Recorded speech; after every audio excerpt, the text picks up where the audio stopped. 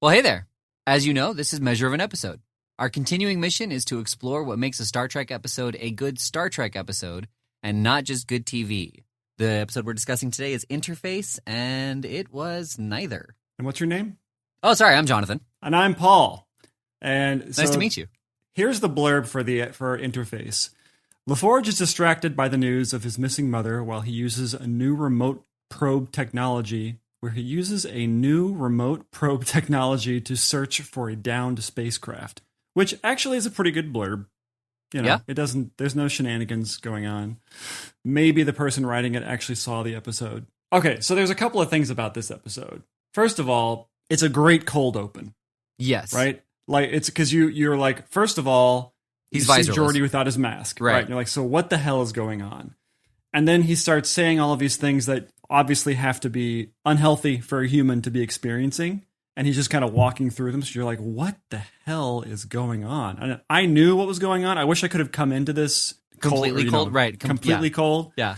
But it was so good. And it was, I mean, they led you along until that shot where they cut to the inside of the Enterprise and they're, he's obviously standing there too, yeah.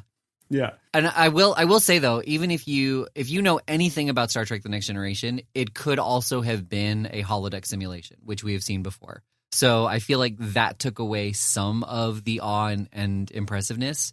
The only thing that kind of clued you in that maybe it wasn't was the fact that he didn't have his visor, because he's never been without his visor on the holodeck. And it was cool. I mean, it was an interesting choice and a creative choice to have the probe, because they could have easily just sort of dangled a probe from a string and ran it along the center of the console, right? So the idea that they actually had him walking around was a cool kind of, I don't know, it was a good choice. It was a different way to tell the story. I will say, if this episode was done today, I think they probably would have had him fly up the ladder, which would have been even more of like, okay, what the hell's going on right now? I don't know. In terms of him not having his visor, I don't know who that's for, because why would he necessarily be thinking about himself without his visor? And we only see, it's really just for us. It's really just as a sort of manipulation. Sure, I could see that. I mean, the other thing too is I don't know. I don't have a disability, but I wonder if he is so used to it that he doesn't really consider, like, he knows he's wearing them, but like how you can wear sunglasses and kind of not really think of yourself as being in sunglasses. You're just able to see in the sunlight, or wearing glasses. You're not really thinking about the fact that you're wearing glasses. You can just see everything the way you're supposed to. Right. Yeah. It could be that that's how he considers himself until, somebody says, we need you to take your visor off. And he's just like, oh yeah, okay. But the question that I had maybe about like 10 minutes into the episode was, why didn't they just use Data? I guess maybe they felt that, I mean, why wouldn't Data just walk around in there anyway, right? Why send a probe in the first place if you're going to use Data? Because I always got the impression he was kind of indestructible, except, So I don't know. I mean, I guess because they wanted this to be a LaForge, which I'm kind of torn on. As you know, I don't like LaForge-centric episodes unless they're mean to him. So I kind of half like this episode because they're kind of mean to him because they burned his hands, which is fun. And he's sort of a guinea pig, and he's a volunteering guinea pig. Oh, you like it when the writers sacrifice Geordi? Yeah. I totally misunderstood that. I thought you meant kind of like how Worf is always being shot down or Crusher's always being shot down. Like, you like when the crew is mean to Geordi. I didn't realize you like when the writers are like, how can we... Well, no, it's both. Like, because the writers write all the dialogue. So I guess, in a sense, everything that everybody says to Geordi when it's mean is through the writers. So like that's when I like it the most, when he's kidnapped or burned or, not himself, right. I guess. But when they put him into a therapy session, that's where I was like, oh man, I hope this isn't long. Because I don't care. I just don't care. And I understand that they needed it. Okay, so let's start from the beginning. So they have the cold open. We realize that Geordi has this new fancy interface, and then they have a reason to use the interface, and so they go and they use it, and Geordi spots his mom. I guess beforehand they told him that his mom might be dead, but that doesn't matter to me because I don't care about Geordi. I do want to back up to that because I thought it was really, really cool how they did not say anything about Geordi until Picard said, I'll go, I gotta go let Geordi know or something like that. They just talked about how the Hera was missing and they couldn't find any of the crew, and like Picard is impacted by like the heaviness of this situation, like almost like it's a personal matter. But they never mentioned how it impacted anybody on his crew or Picard or anything like that, which I thought as a TV show was really cool to leave the audience wondering why the Hera was so important. Right. Although it is kind of funny that he gets a call about a random starship that goes missing, and I'm assuming it's so he can tell LaForge that it's for that. Except in Star Trek Generations, he gets an email basically that his nephew was burned alive. Like nobody bothers calling him for that one. Right. I mean, and as has been discussed several times in other places, the TV Picard is not the same as movie Picard. Yeah. So TV Picard is much more sensible and willing to have those conversations, and movie Picard just gets the news via email and responds accordingly. Right. Okay, I got a question. So the scene where Geordi is looking at his last communication from his mother, he's sort of in the middle of it. Riker knocks. He comes in, and Geordi's like, and he's like, "Oh, sorry, I didn't mean to interrupt." And Geordi's like, "No, it's fine." And then he starts playing the very intimate message again. That was so weird to me. That was so weird that Riker's there. Riker's there for a reason, and he just continues. It's so weird to me. Like, would you do that? Would you continue a speakerphone call with your mom or something like that? If your boss walked into the room? I mean, if it's my personal time and my boss knew the situation and it like the email didn't seem like it was going to get intimate or personal, I probably would. I mean, the fact that it's pre-recorded, I think is more to your point. Like, he could have easily just gone back to it. But if I was in the middle of like a voicemail call, and my boss walked in, I'd be like, no, it's fine. You know, she's just telling me what's happening with my family. Why not have Riker show up right at the end of it? Right, like near the tail, yeah. Or like he finishes it, gives him a moment to kind of reflect on it, and then Riker comes in. Or Riker comes in like just at the tail end of it, so he's finishing it up. Yeah. I don't think anything is gained from Riker hearing the tail end of this personal message to her son, right? Right. No, there wasn't any information, at least that I can recall, where Riker needed to hear it or Geordi needed to hear it. No, I'm with you. So, okay, so that happens. They go to the ship. He finds his mom. Right. He sees his mom. He's a little freaked out. And then, okay, so there's this scene with Data, right, where Geordi says, "No, I'm not crazy. I saw my mom. I want to go down," and they say, "No, this is impossible." But there's this scene with Data where Data's having this weird, like, he's staring at a blank screen. But something occurred to me about Data in this scene. And I was wondering, like, why does everybody like Data? He's so likable. And in terms of, other than Picard, I would say he's probably the second biggest favorite character of this show. Sure. You know, I mean, and I think I know why. Okay. I think it's because Tell us. He's super non-threatening, right? Because he doesn't have an ego. Right. Like, you can yell at him and scream at him, even though people apologize for doing that. He doesn't care, right? But he's always sort of this inviting, kind of in a naive way, kind of like a dog, I guess. Okay. You know, like, no matter how much you yell and scream at a dog, which you shouldn't do, by the way. Nobody yell and scream at their dog, and don't kick your dog either. No matter how much you do that, they will always kind of just be like, kind of go with it. They don't care. Like, they're not going to be angry with you for the rest of their life. But that, along with the fact that he's the smartest person in the room at any given time, right? So he's naive in an emotional kind of way, but he will always know the right answer. So he's sort of this very comforting character. It's very interesting to be a humble, smartest person in the room, because usually that person, as we've seen for other episodes, like they're arrogant, they're condescending. And so to have someone know at all times whether or not you're making the right decision and still be likable is pretty cool. Like, it's a good job on the writer's part. Yeah. And so they go through the episode. Most of the episode is sort of centered around the B plot. The B plot is Geordi having to come, like, he's grieving for his mother, right? Right. Absolutely. Well, yeah. And that was something else that I had noted, when Crusher gave the analogy, to Picard and was it Data? Who was the other person in the room with him? But it was a medical doctor giving an explanation to someone who did not have medical experience. And so, you know, it was a way for the audience to understand what Geordi was experiencing by telling other people who wouldn't understand what he had experienced. Right. And then the same thing with Geordi in the ready room when they were talking about, like, what might have happened with the Hera. The same thing, like, he's using words like bubbles and funnels and subspace, which, you know, is also technical, but they've used it so much. Yeah, and it was a good demonstration of when you're grieving, you grasp at straws, right? You Oh, yeah. you bargain it, yeah. And I think that was, I don't know, I felt like it wasn't heavy-handed. I could have easily been heavy-handed. Yes. How, all of the things that Geordi was going through.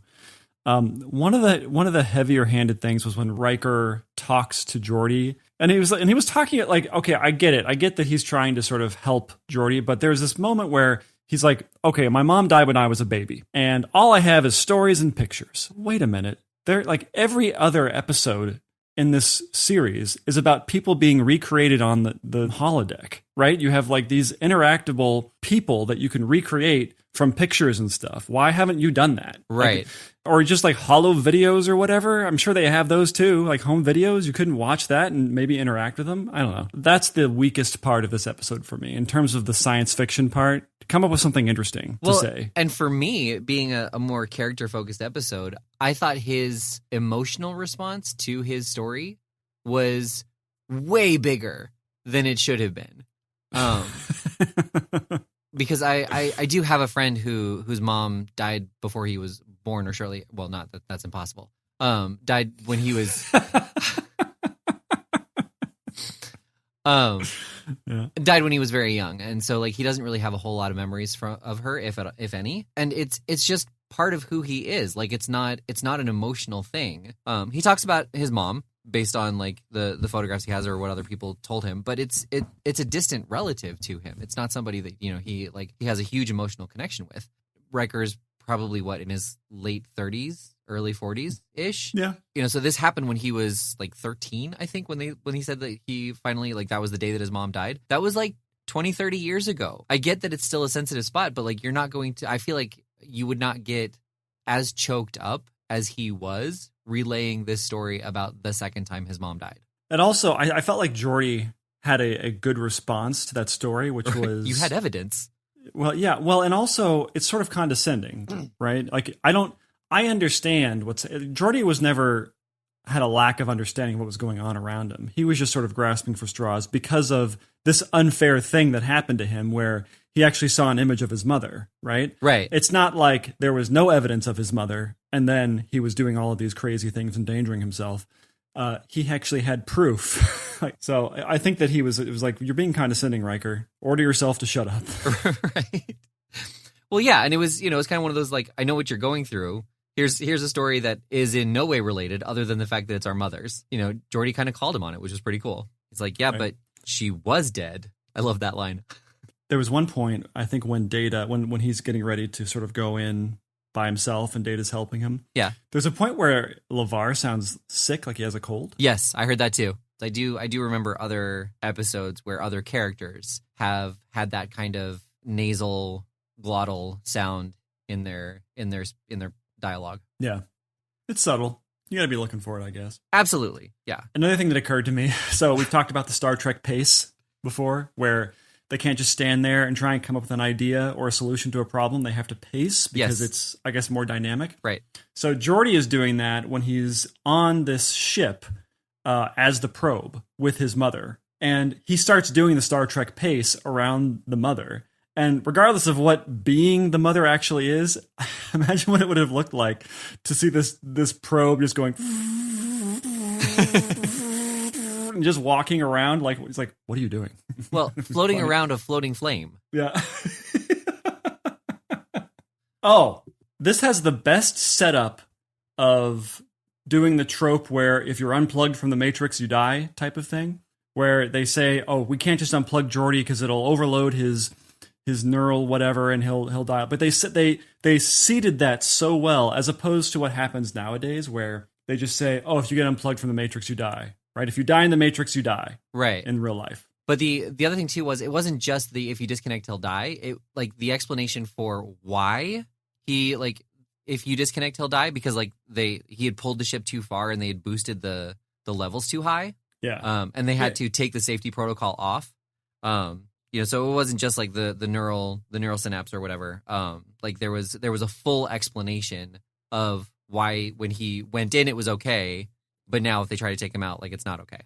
Yeah, and they slowly alluded to that as time went on through the episode. So when it came time when the obvious thing would be to unplug him, they couldn't do it, and you weren't like, well, why not? You know, it's not just because you say so. I mean, they just get, from the first scene to the last scene in the episode, they were setting that up, which was great.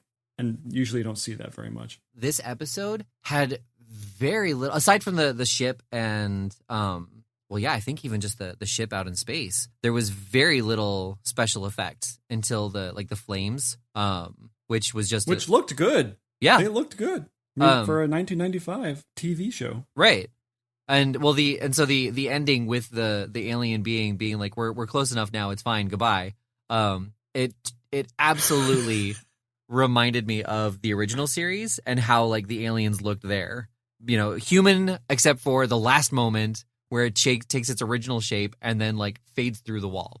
I really liked how this is kind of what I had talked about with the baseline of what makes a Star Trek episode a Star Trek episode. The main character involved in the A plot was also directly involved in the B plot. It wasn't that the two plots were directly connected per se, but because Geordi was the only one that could use the probe and he was dealing with his mother issue, was how like the two were overlapping each other. But so in that respect, I thought that the writing was really well done in this episode of keeping the two plots directly connected.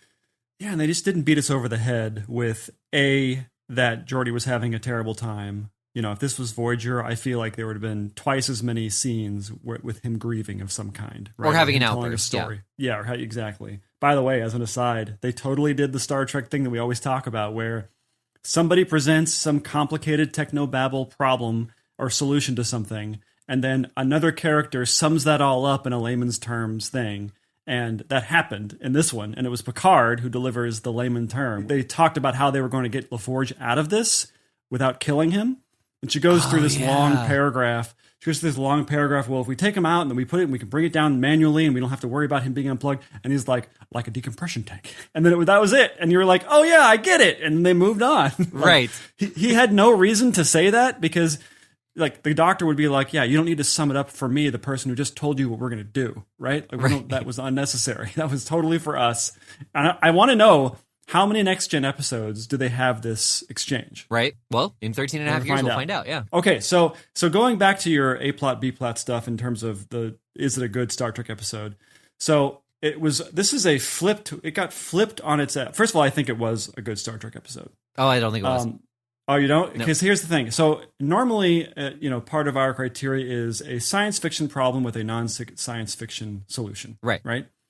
So this is flipped. This was a human problem with a science fiction solution, which is punctuated by LaForge's last line in the show, which is, it was so real when I was down there that it felt like I could say goodbye. And the only way that he was able to say goodbye, at least in this context, was with all of this science fiction stuff going on behind him.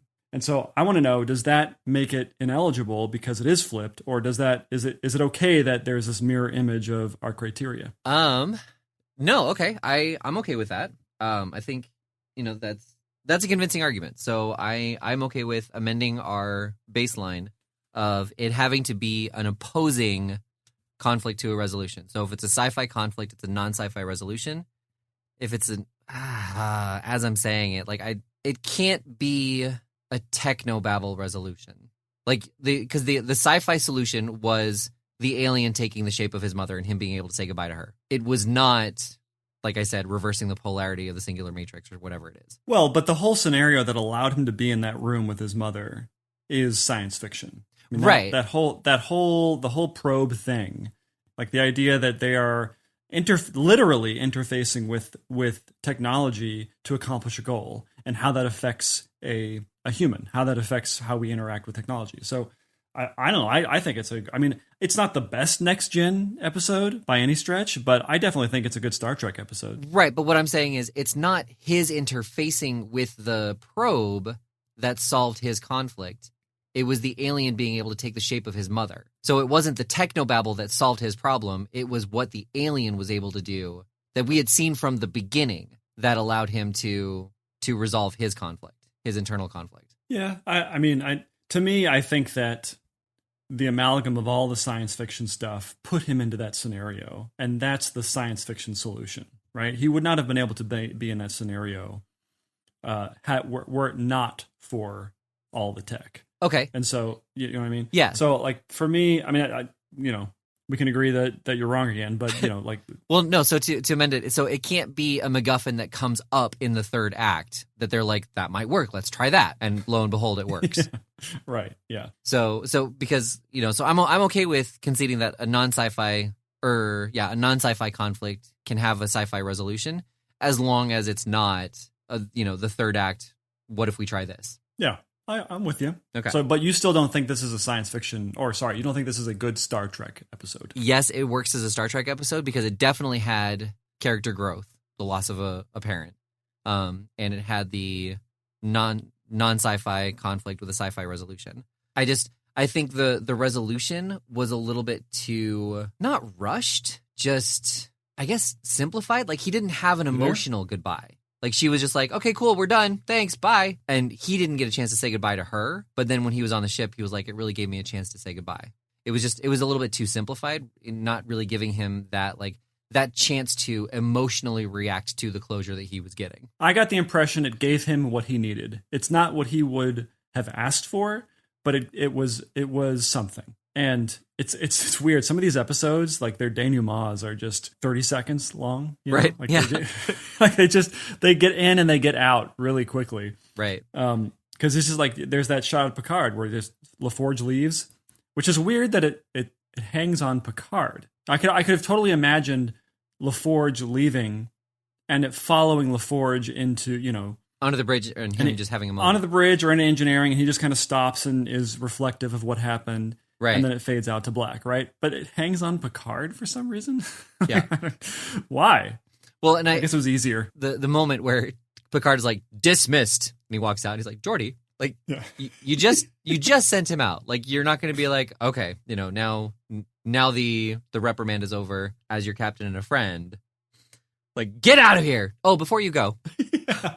Picard wants to have a dividing line between command and friendship, obviously. Right. And normally the friendship is sacrificed for the command part. I still think so much better written, even than the DS9 episode that the search. Yeah.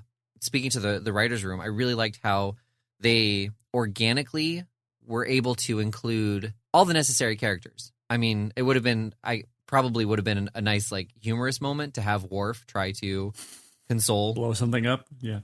To console LaForge, being like, I killed my mother in combat. I'm sorry she did not die the same way for you. I see the scene where Worf takes LaForge into the holodeck and has him try and kill somebody this is how we mourn as Klingons, and we just go start murdering people. Right. I could see that terrible scene happening I have no doubt that it was at one point written or considered being written for Worf, because he's not really in this episode very much. One scene. Yep. One scene. And it would have been like, no, this isn't for me, Worf. And then he just starts killing people again. He's like, okay. Right.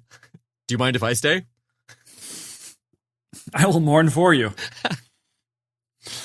This was a better than mediocre, but not great episode. All right, so what we got next? All right.